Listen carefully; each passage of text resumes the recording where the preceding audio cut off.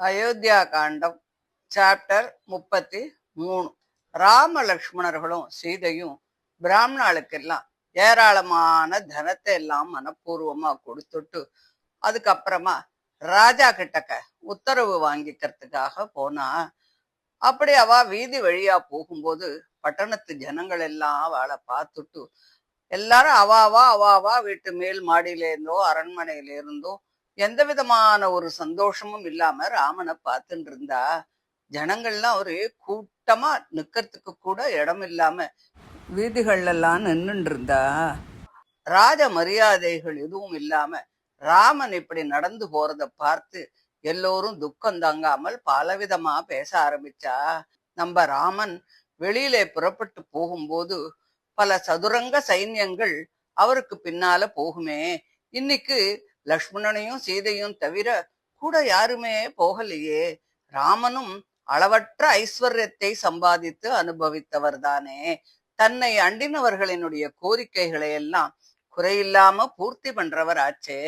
பெற்றோர்களுக்கு பணிவிடை செய்வது, அவர்களுடைய சொற்படி நடப்பது என்ற தர்மத்தை அனுஷ்டிப்பவர். அதனால தன்னோட அப்பா செய்த பிரதிஜைய பொய்யாக்க அவருக்கு இஷ்டமில்ல. ஆகாசத்துல சஞ்சரிக்க கூடிய பிராணிகள் கூட சீதையை இதுவரையும் பார்த்திருக்க முடியுமா? ஆனா இன்னைக்கு வீதியிலே நிற்கும் சகல ஜனங்களும் பார்க்கும்படி ஆச்சே. அலங்கரிக்கப்பட்ட அவளுடைய தேகத்துல மழையும் வெயிலும் பனியும் தாக்கி அவளுடைய காந்தி குறைஞ்சு போகுமே. இவர்கள் தசரதரிடத்துல உத்தரவு வாங்கிக்கிறதுக்காக போகும்போது அவருக்கு ஒரு சமயம் நல்ல குணம் வந்து நீங்க காட்டுக்கு போக வேண்டாம்னு சொன்னாலும் அவர் நிச்சயம் சொல்லுவார். தன்னுடைய 4 குழந்தைகள்ல ராமனை அவர் மிகவும் நேசிக்க கூடியவர். அப்படி அருமையான அந்த ராமனை காட்டுக்கு அனுப்ப அவருக்கு மனசு வருமா? தன் புத்திரன் பரமதுஷ்டனா இருந்தா கூட அவனை வீட்டுல இருந்து யாராவது துரத்துவாளா? அப்படி இருக்க சகல ஜனங்களுடைய மனத்தையும் கவரக்கூடிய ராமனை அவரால் போக சொல்ல முடியுமா?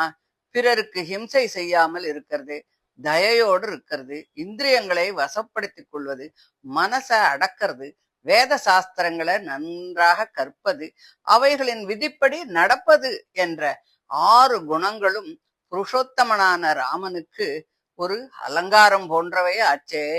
ஜலத்தாலேயே பிழைக்கக்கூடிய பதார்த்தங்கள் கடுமையான கோடையில ஜலமே இல்லாட்டா எப்படி தவிச்சு போகுமோ அப்படி உத்தமமான குணங்கள் பொரிந்தன ராமனுக்கு அசௌக்கியத்தை உண்டாக்குவதால குடிகள் எல்லாரும் சொல்ல முடியாத கஷ்டத்தை அனுபவிக்கிறா. பூவும் பழமும் நிறைந்த ஒரு மரத்தோட வேற வெட்டி வீழ்த்தினா அது எப்படி பட்டு போகுமோ அப்படி ஜெகநாதனான ராமனுக்கு உண்டாகும் இந்த விஷயத்தால லோகம் முழுவதுமே பீடிக்கப்பட்டிருக்கு. மகா தேஜஸ்வியும் தர்மஸ்வரூபியுமான ராமன் எல்லா பிராணிகளுக்கும் ஒரு மரத்தினுடைய வேரை போன்றவன். மற்ற ஜீவகோடிகள் எல்லாரும் காயும் பழமும் பூவும் இலையும் கிளையுமாக இருக்கக்கூடியவர்கள். அதனால நாமும் நம்ம மனைவி குழந்தைகள் எல்லாம் அழைச்சுண்டு பந்துக்களோட லக்ஷ்மணன் எப்படி ராமனை தொடர்ந்து போறாரோ அதே மாதிரி நாமும் அவரோட போவோம். நமது வீடு வாசல் எல்லாத்தையும் விட்டுட்டு நாம ராமனுக்கு பின்னாடியே போவோம். நாம சேர்த்து வச்சுக்கக்கூடிய இந்த தன தானியம் ஆபரணம் ஆடு மாடு எல்லாத்தையும் கூட்டின்னு போவோம்.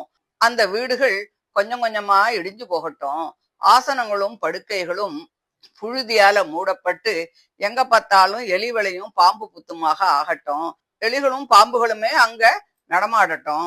குப்பைகளை எடுத்து புழுதியெல்லாம் அடக்கி ஜலந்தெளிச்சு அதை சுத்தப்படுத்துறவா யார் இருக்க போறா?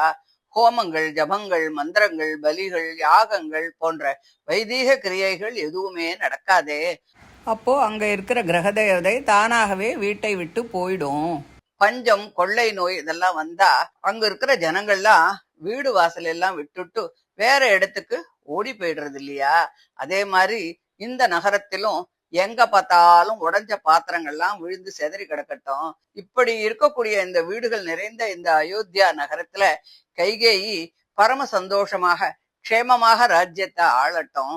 ராமன் எந்த காட்டுல தங்குறாரோ அதுதான் நமக்கு நகரம். நாம் விட்டு போகும் இந்த நகரம் வெறும் காடுதான். நாம் போகக்கூடிய அந்த வனத்தில் இருக்கும் துஷ்ட மிருகங்கள் குகைகளை விட்டு ஓடி போயிடும். மிருகங்களும் பட்சிகளும் நம்ம பார்த்து பயந்து அங்க இருக்காது. சிங்கங்களும் யானைகளும் நம்ம இருக்கும் காட்டின் பக்கம் தலை கூட காட்டாது. அவைகள் காட்டை விட்டுட்டு நாம் முன்னாடி இருந்த இந்த நகரத்துக்கு எல்லாம் வந்துடட்டும். புல்ல தின்னு பிழைக்கும் மான் முதலிய ஜந்துக்களும், மாம்சத்தை தின்னு பிழைக்கக்கூடிய புலி முதலிய மிருகங்களும், பழங்களை தின்னு பிழைக்கும் காக்கை முதலிய குரூரமான பிராணிகளும் பட்சிகளும் பயமில்லாம இந்த அயோத்தியா நகர்ல சஞ்சாரம் பண்ணட்டும். இந்த தேசத்துல கைகேயி தன் புத்திரனோடும் பந்துக்களோடும் சுகமா இருக்கட்டும். நாம எல்லோரும் ராமனோட காட்டுக்கு போய் ஆனந்தமா இருப்போம். இப்படி எல்லாம் ஜனங்கள் பலவிதமா பேசின்னு இருக்கா. இதெல்லாம் ராமனுடைய காதுல விழருது. அப்ப கூட இத்தனையும் கேட்டு கூட ராமனுடைய மனசுல எந்த விதமான மாற்றமுமே இல்ல. தன்னுடைய பிதாவனுடைய அரண்மனைக்கு வரார். அங்க வீரர்கள்லாம் காவல் காத்துன்னு இருக்கா. அவளை தாண்டி உள்ளே போனா அங்க சுமந்திரர் துக்கத்தோட ஒரு இடத்துல உட்கார்ந்துக்கிறத பாக்குறார். ரொம்ப துக்கத்தோடு இருக்கிற சுமந்திரரை பார்த்து ராமன் புன்சிரிப்போட சிரிச்சுண்டு, சுமந்திரரே, நான் தரிசனத்துக்காக காத்துட்டு இருக்கேன்னு மகாராஜாக்கு சொல்லுங்கோ அப்படின்னு சொல்றார்.